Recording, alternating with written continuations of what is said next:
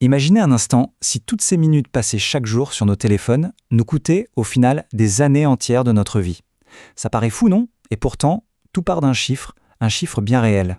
52 minutes. Voilà, c'est le temps que passe en moyenne un utilisateur de TikTok sur l'appli chaque jour. On se dit, c'est pas grand-chose, une petite pause dans la journée, mais honnêtement, qu'est-ce qui se passe quand on met toutes ces minutes bout à bout? Eh bien, ces 52 minutes par jour, ça devient 13 jours complets par an. Oui, 13 jours de 24 heures.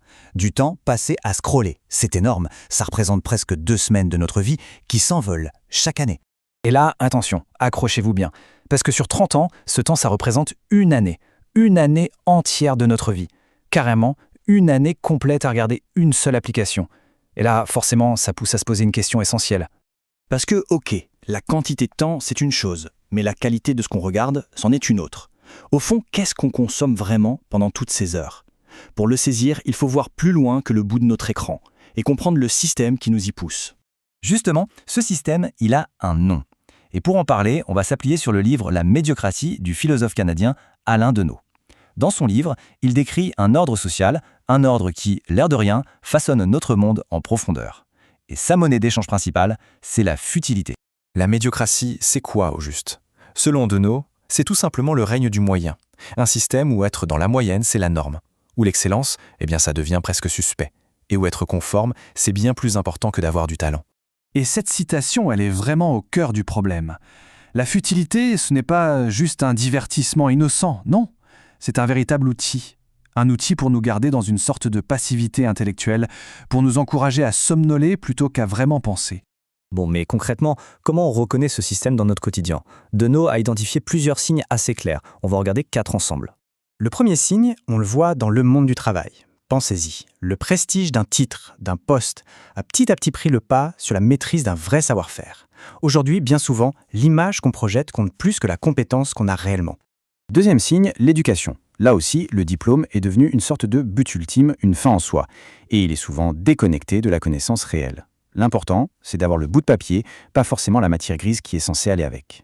Et cette situation, elle crée un profil particulier que Deneau appelle l'analphabète secondaire. C'est quelqu'un qui, par exemple, sait parfaitement coder une appli, mais qui est incapable de prendre du recul et de réfléchir de façon critique à son impact sur la société.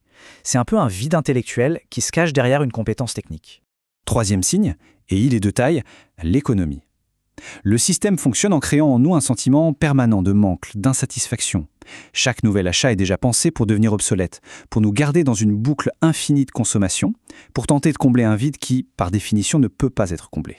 Et ce tableau, il illustre parfaitement le quatrième signe, nos priorités culturelles. C'est assez frappant. Le budget de seulement 3 blockbusters, 3 films, dépasse le milliard de dollars. Et en parallèle, avant la pandémie, de nombreux pays n'avaient quasiment rien investi dans l'éducation numérique. Franchement, ça en dit long sur ce qui est considéré comme important, collectivement. Ok, mais alors, pourquoi? Pourquoi un tel système? Quel est l'objectif, au fond, de cette promotion constante de la futilité?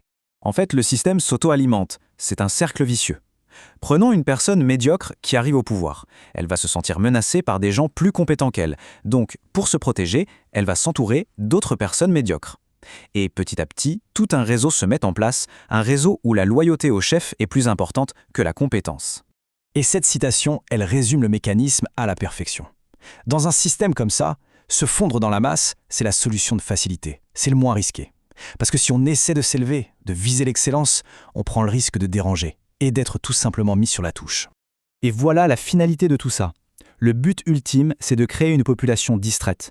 Une population dont l'esprit est concentré sur la consommation, sur des sujets futiles. Parce que pendant ce temps-là, elle ne s'intéresse pas aux décisions vraiment importantes, celles qui façonnent la société. Alors, face à ce constat qui est un peu sombre, on est d'accord, la question c'est est-ce qu'on peut s'en sortir? Et surtout, comment faire pour résister, à son échelle, à cette lame de fond? Heureusement, il y a des pistes. La toute première étape, c'est la prise de conscience. Comprendre que notre attention, c'est une ressource ultra précieuse et qu'elle est ciblée en permanence. À partir de là, on peut poser des actes, insister pour ne pas être futile, refuser de donner de la valeur à ce qui n'en a pas, ne pas vouloir à tout prix s'intégrer dans ce système et au fond, protéger son esprit, le garder à l'abri du contrôle par le futile. Et tout ça, ça nous amène à une dernière question, une question plus personnelle. Dans un monde qui met le futile sur un piédestal, le simple fait de choisir à quoi on consacre son temps, son attention, son énergie, ce n'est plus un choix anodin, c'est devenu un acte de résistance. La vraie question est donc, Qu'est-ce qu'on choisit de valoriser ?